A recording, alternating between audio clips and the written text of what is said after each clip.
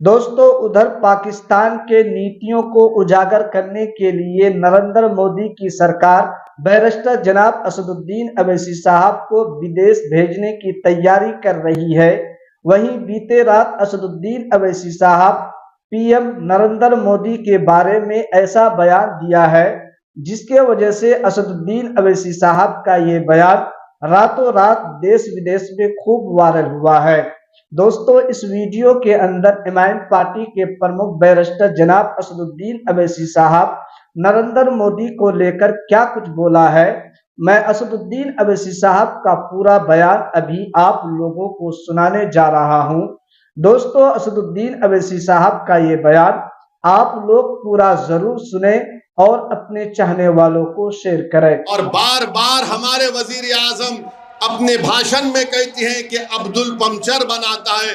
सुनो वजीर आजम, अब्दुल जरूर पंचर बनाता है, अब्दुल गयूर है। और अब्दुल आपके दोस्त मिस्टर मुकेश की तरह एक यतीम खाने पर अपना महल तामीर नहीं किया जो आपके दोस्त ने मुंबई में तामीर किया था। अब्दुल जरूर पंचर बनाता है, मगर अब्दुल किसी की जमीन पर अपना घर नहीं बनाता। और प्रधानमंत्री कहते हैं कि अब्दुल गरीब है। अरे प्रधानमंत्री, गरीब तो अब्दुल के साथ राम भी है। अब मुकेश तो दौलतमंद है, मगर हिंदू भाई भी गरीब है, क्योंकि भारत के बैंक सिर्फ आपके दोस्त को लोन पे लोन दे जाते हैं।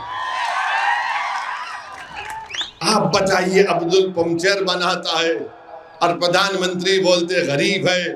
आपकी हुकूमत ने 11 साल में भारत की अक़लियतों को जो प्री मैट्रिक स्कॉलरशिप मिलता था, खास तौर से मुसलमानों को, उसने आपने खत्म कर दिया। सिर्फ 9वीं और 10वीं जमात से आपने उसका कानून बनाया, जबकि दुनिया जानती है कि मुसलमानों में drop out rate pre primary और प्राइमरी लेवल पर होता है। आपने मौलाना आजाद फेलोशिप खत्म कर दी ताकि कोई अक़लियती और खास तौर से मुसलमान बच्चे डीफिल और पीएचडी ना कर सकें। आपने पोस्ट मैट्रिक स्कॉलरशिप में इजाफा नहीं किया। जो यूनिट कास्ट के पैसे मिलते हैं वो 2008 से वही है, उसको इजाफा नहीं हुआ। और फिर प्रधानमंत्री कहती है, बीजेपी कहती है, आरएसएस कहती है, नायडू कहती है, नीतीश कुमार, चिराग पासवान, कुमारस्वामी ये कहती है कि हमने कहा कि इस कानून में पसमानदा मुसलमानों को भी हिस्सा मिलना चाहिए। चलिए, आपकी बात को हम सुन लिए, मानते तो नहीं, मगर आप ये बताओ, तुम्हारे पास एक मुसलमान मिनिस्टर नहीं है? 240 तुम्हारे पास एमपी हैं बीजेपी वालों, तुम्हारे पास एक मुसलमान मिनिस्टर नहीं है। कभी अपने गिरेबान में झांक कर तो देखो।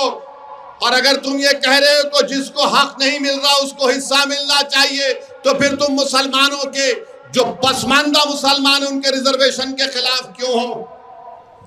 जब तुम मोदी ये कहते हैं कि जिसको हिस्सा नहीं मिल रहा उनको हिस्सा मिलना चाहिए, तो भारत की इंटेलिजेंस में सिर्फ एक मोहतरमा ऑफिसर है मुसलमान और कोई नहीं है। डालो उसमें, क्यों नहीं डालते उसमें? आप बताओ क्या पोजीशन है? आप नहीं बता पाएंगे। यह कानून सिर्फ इसलिए लाया गया ताकि हमारी जायदादों को छीन लिया जाए। लिमिटेशन एक्ट अप्लाई होगा तो जो कल तक काबिज है वो मालिक बन जाएगा। और मोदी जी कहते हैं, बीजेपी कहती है कि वक्फ वाल औलाद उस वक्त तक नहीं होगा जब तक के अगर कोई बच्ची का हक उसमें नहीं मारा जा रहा है। हम प्रधानमंत्री से ये अपील करना चाह रहे हैं, आपको मुस्लिम बेटियों से इतनी हमदर्दी अगर पैदा हो रही है तो फिर वो बच्ची की जो अस्मत रेजी की गई थी गुजरात में जब आप मुख्यमंत्री थे, उसको भी अपने घर में बुलाओ, चाय पिलाओ और बोलो बेटी मैं तेरे साथ हूं। बिल्किस बानो से मोहब्बत नहीं, मगर वक्फ और औलाद में बच्चों का हक नहीं मारना चाहिए। ये कौन सा कानून है बताइए आप? हमारे हिंदू भाई जानते हैं कि उनके सेल्फ एक्वायर्ड प्रॉपर्टी में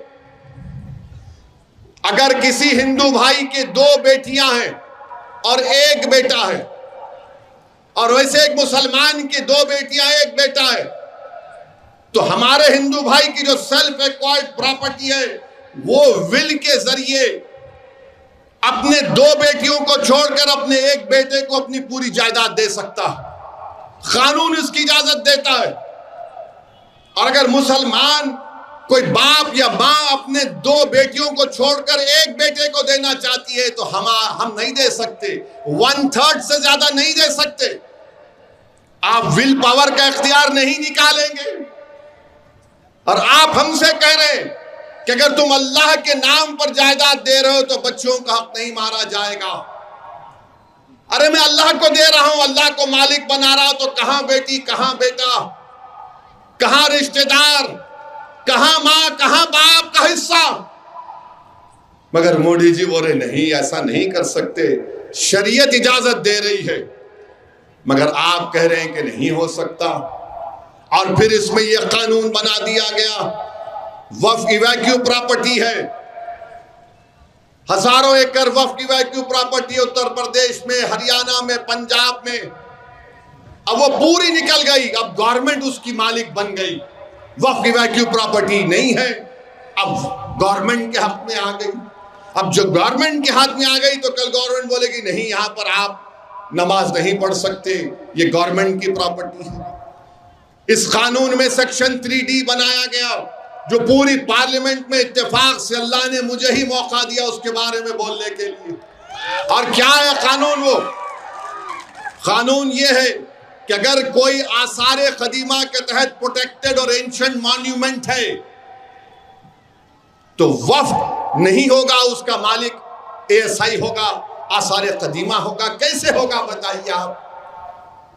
आसारे कदीमा पहले आया या फिर यहां पर वरंगल की कोंडा मस्जिद पहली आई? बताओ आप। कोंडा मस्जिद पहली आई थी ना, मक्का मस्जिद पहली आई। आसारे कदीमा तो अंग्रेजों के जमाने बनाया गया। तो मोदी जी बोले नहीं, वक्फ नहीं होगा, आसारे कदीमा उसका मालिक होगा। क्यों करना चाहते हैं? ताकि ज्ञानवापी और काशी की मस्जिदों को जब ASI के हवाले कर दिया जाएगा तो फिर खत्म हो गया किस्सा। वो ASI वाले बोलेंगे कि नहीं, अब आपकी नमाज पढ़ने से हो सकता मस्जिद में कुछ हो रहा, या तो आप सूरज के तुलू और गुरूब के दरमियान में जोहर और मगरिब की नमाज, जोहर और असर पढ़ लो, या फिर जुमे की एक नमाज पढ़ लो, या नहीं याद बंद कर देंगे।